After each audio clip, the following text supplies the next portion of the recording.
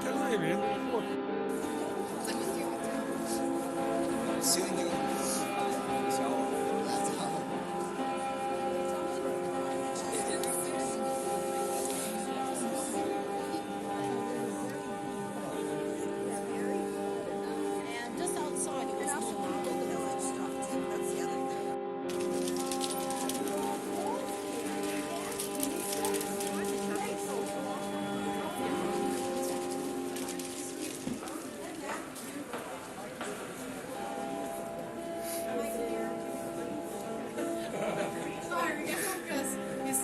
Much technical.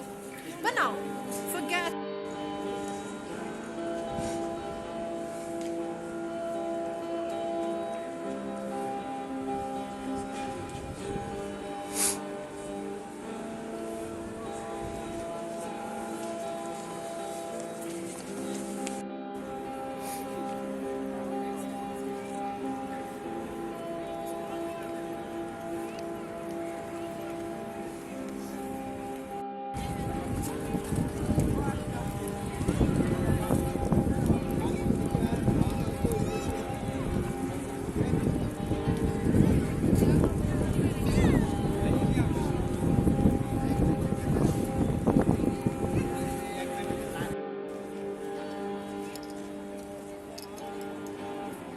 Let's go.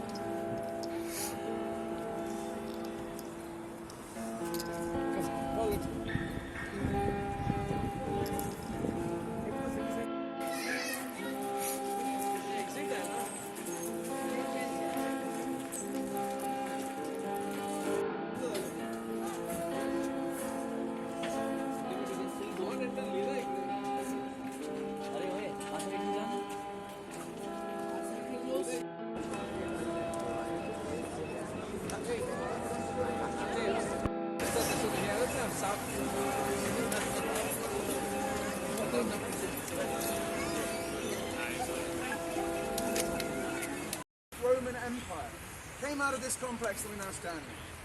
We're going to start then, guys. What I'd like to do is give you a bit of general information about Rome. Give you guys a little bit of an idea of what you're about to go and see, and maybe even build up a bit of a time frame in your mind. Easiest way for me to do this is by throwing a few dates. So the first date I'm going to mention is 753 BC.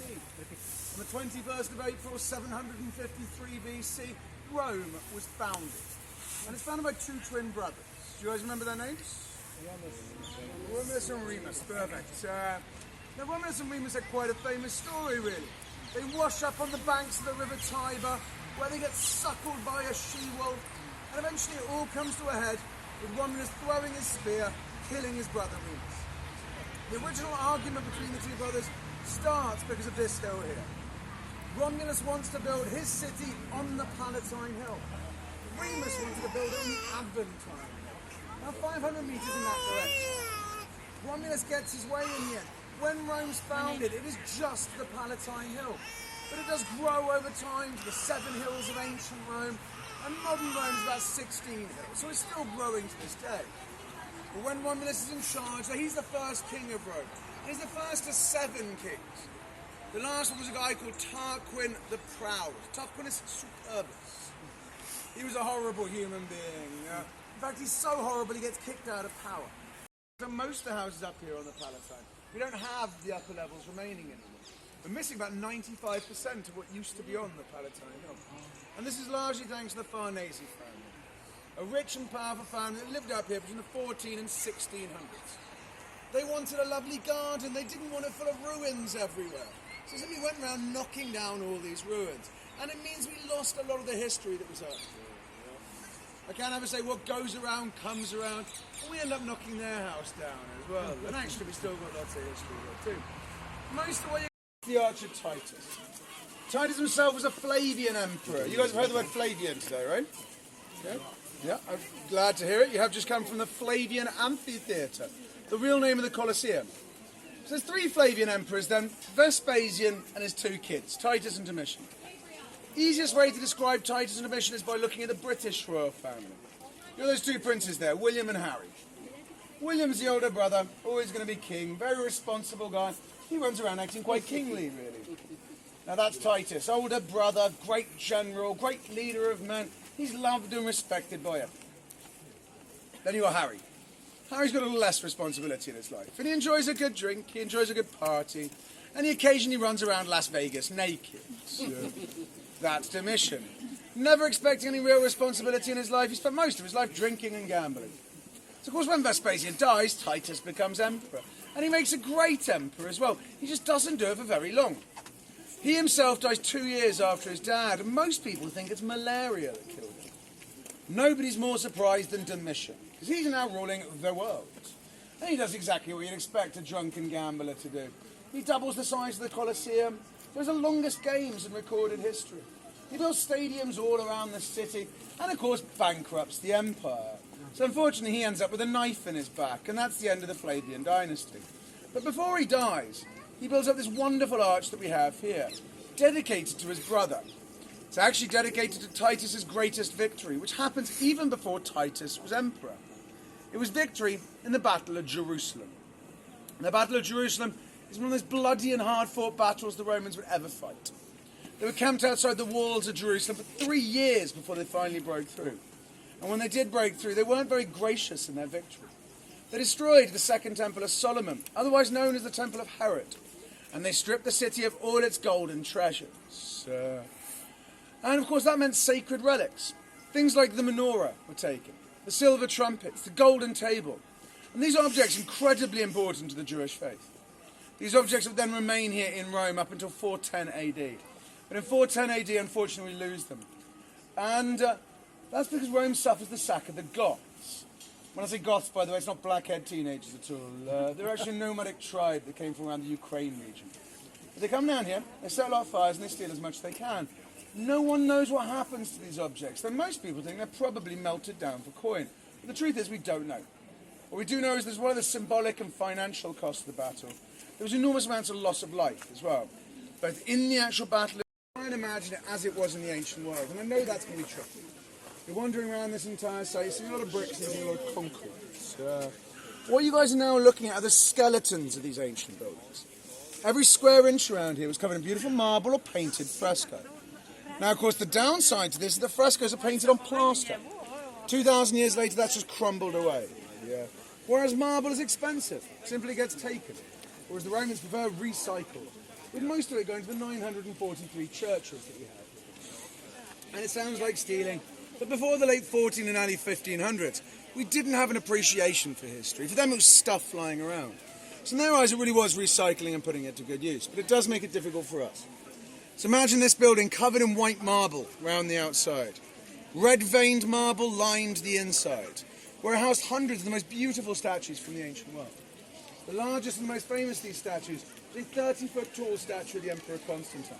30-foot tall or 10 metres tall, sitting down. It was huge. Dad. It makes him almost unique as a Roman emperor, really. Yeah. But he's incredibly loved by his people, but in a word, boring. Yeah. That's skipped over by the pages of history. Because he's so loved, it means he can build up this temple, though, and he does it dedicated to his wife, Faustina. After she died, he was heartbroken. He begged the people to make her a goddess, so he could build her a temple. Basically, they agree, and when he dies, they rededicate the temple to him. Sorry, I stepped on my shoe down there. The senators themselves, they remain very important, though. To be a senator, you had to be very rich. In fact, you literally had to be a millionaire. You had to have over 1 million sesterces in land alone. And if the emperor was to die without leaving a male heir, the next emperor would be chosen from the Senate house. But I do need to apologise to you guys. Usually you'd be allowed to go inside the Senate, where you'd see the original marble flooring and get a feel of how they argue backwards and forwards. But unfortunately, guys, there's an active archaeological dig going on in front of the Senate at the moment, so it's closed to the general public.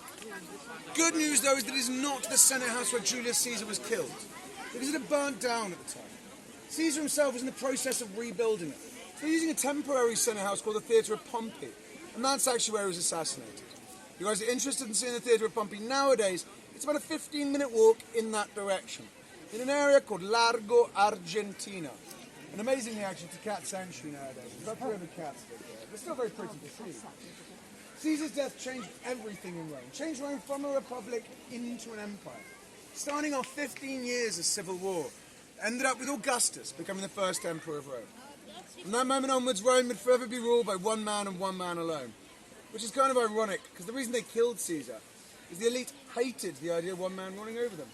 Caesar called himself dictator for life. So 23 senators stabbed him, one time each, sharing the responsibility of his death. But I'd like you to imagine Mark Antony walking into the theatre of Pompey and seeing his best friend lying dead on the floor. He picked up Caesar's body and took it out here into the middle of the Roman Forum. And while Caesar was hated by the elite, the common people loved him. So we see Antony get on stage, still holding Caesar. And he starts to point out every single one of the 23 different stabbers, calling out the name of the person who stabbed him. People go crazy. They ripped down doors, tables, chairs, chariots, stalls, anything they could find that was wooden. And they built him up a makeshift pyre right in the middle of the Roman Forum. They put his body on this pyre, and as soon as he burned, he instantly became a god. And I know I've mentioned a few people becoming gods. It doesn't seem like a big deal, but at the time it was a huge deal. The last Roman to become a god before Caesar was actually Romulus, 700 years beforehand. After Caesar's death, almost every Roman emperor becomes a god. So in his lifetime, he changed almost every aspect of Roman life. But his death changed religion.